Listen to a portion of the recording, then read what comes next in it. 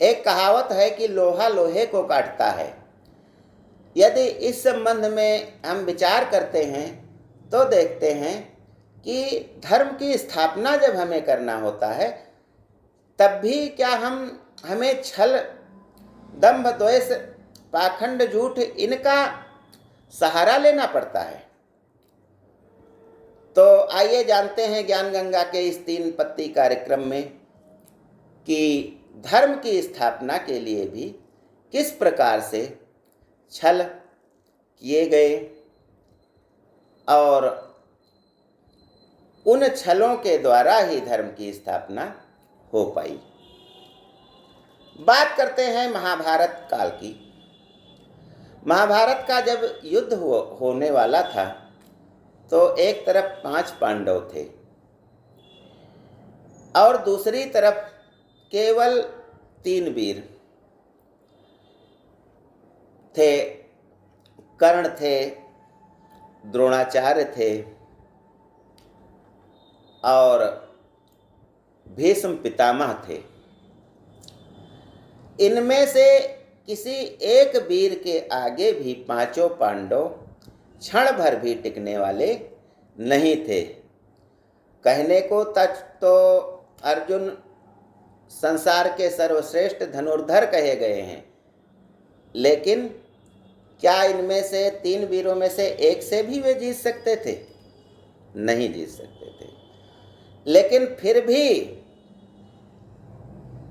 ये सारे कौरव और ये तीनों वीर मार डाले गए, लेकिन 5 के 5 पांडव सुरक्षित रहे। तो इसके लिए जो उत्तरदायी व्यक्तित्व की जब हम बात करते हैं तो भगवान श्री कृष्ण को पाते हैं कि उन्होंने यदि छल न किए होते तो पहले दिन में ही महाभारत युद्ध का अंत हो गया होता। सबसे पहले हम लेते हैं 3 बाणधारी जो बर्बरीक थे, जो घटोत्कच के पुत्र थे।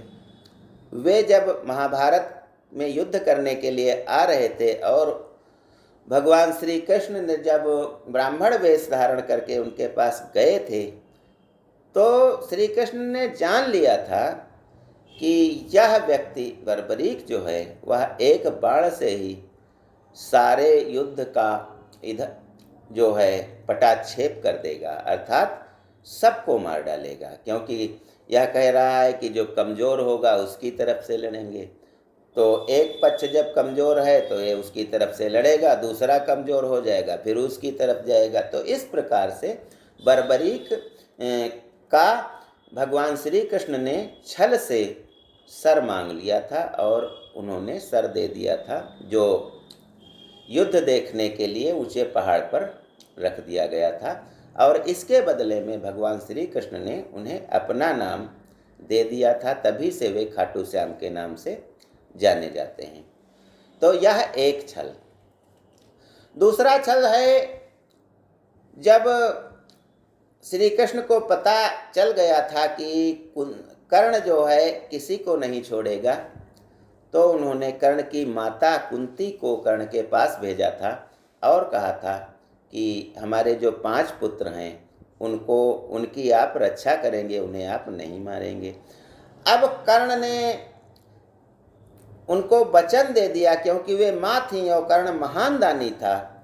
उसने कह दिया कि आपके 5 पुत्र जीवित रहेंगे, केवल अर्जुन को मैं मारूंगा और यदि अर्जुन को मार दूंगा तो मैं अर्जुन की जगह आपका पुत्र बनकर आपके पास पांडवों के साथ आ जाऊंगा। इस प्रकार से आपके 5 पुत्र जीवित रहेंगे।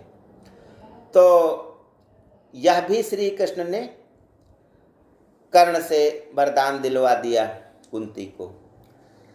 अगली बात आती है जब भीष्म पितामह युद्ध सेनापति बनते हैं और वे सेना का वध करने लगते हैं, पांडव सेना का, और वे किसी पांडव को जब नहीं मारते हैं तो शाम को दुर्योधन उनके शिविर में आता है और उन्हें बहुत खरी खोटी सुनाता है कि आपने एक भी पांडव को नहीं मारा और हमारे कौरव योद्धा तो मरते जा रहे हैं। तब भीष्म ने प्रतिज्ञा की कि मैं कल किसी न किसी एक पांडव, 2 पांडव को अवश्य मार डालूंगा। भगवान श्री कृष्ण को यह बात पता चली तो उन्होंने रात में द्रौपदी को भीष्म पितामह के शिविर में भेज दिया। और भीष्म पितामह ने आशीर्वाद जब दिया पैर छूने पर द्रौपदी के, तो द्रौपदी ने कहा कि आप मुझे सौभाग्यवती होने का आशीर्वाद दीजिए। और भीष्म पितामह ने वह आशीर्वाद दे दिया तो द्रौपदी ने तुरंत स्पष्ट कर दिया कि अब आपका आशीर्वाद तभी सफल होगा जब मेरे 5 पति जीवित रहेंगे। यह भी छल श्री कृष्ण ने ही किया था। अगली बात आती है जब भीष्म बहुत सी सेना और बहुत से योद्धाओं का वध करने के लिए आतुर हो गए, तो उनको मारने के लिए भी श्री कृष्ण ने छल किया और शिखंडी को रथ पर आगे बिठाया और उसके पीछे से अर्जुन ने मौका देखकर भीष्म पितामह का शरीर बाणों से छलनी कर दिया। शिखंडी एक स्त्री के रूप में जानी जाती है, अर्थात वह आधा पुरुष और आधी स्त्री थी, जिसके कारण भीष्म ने स्त्री समझकर उस पर वार नहीं किया और अपने प्राणों से हाथ धो बैठे। यह भी श्री कृष्ण भगवान का ही एक छल था। अगली बात करते हैं तो द्रोणाचार्य हाहाकार मचाए हुए थे पांडव सेना में। अब द्रोणाचार्य को अर्जुन तो मार नहीं सकते हैं क्योंकि अर्जुन के वो गुरु थे और उनके पास बहुत शक्तियां थीं। तब द्रोणाचार्य के जो लड़के अश्वत्थामा के मरने की खबर फैलाई गई।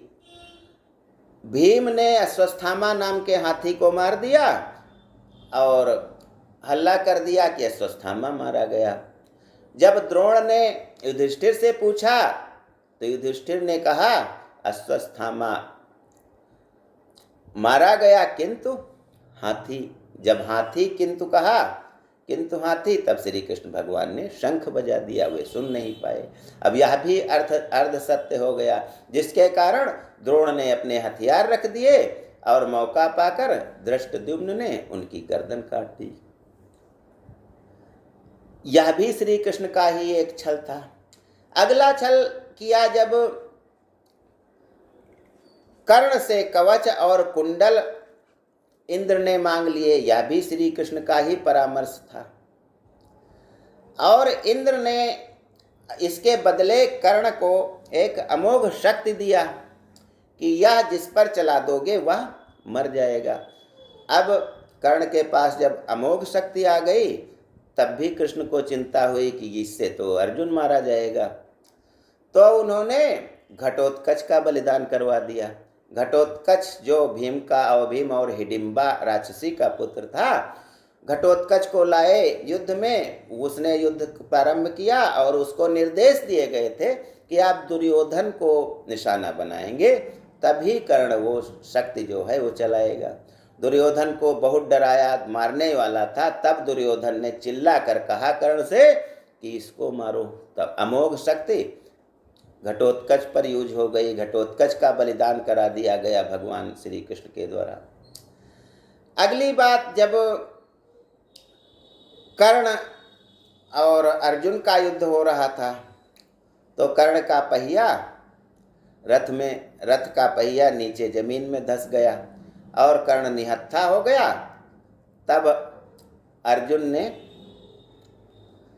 कर्ण को मार दिया श्री कृष्ण भगवान के कहने पर। तो यह भी एक छल से कर्ण को मरवाया श्री कृष्ण ने।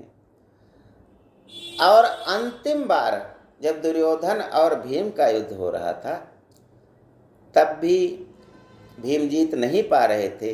तब श्री कृष्ण के कहने पर उन्होंने जंघा पर प्रहार किया और दुर्योधन मार डाला गया।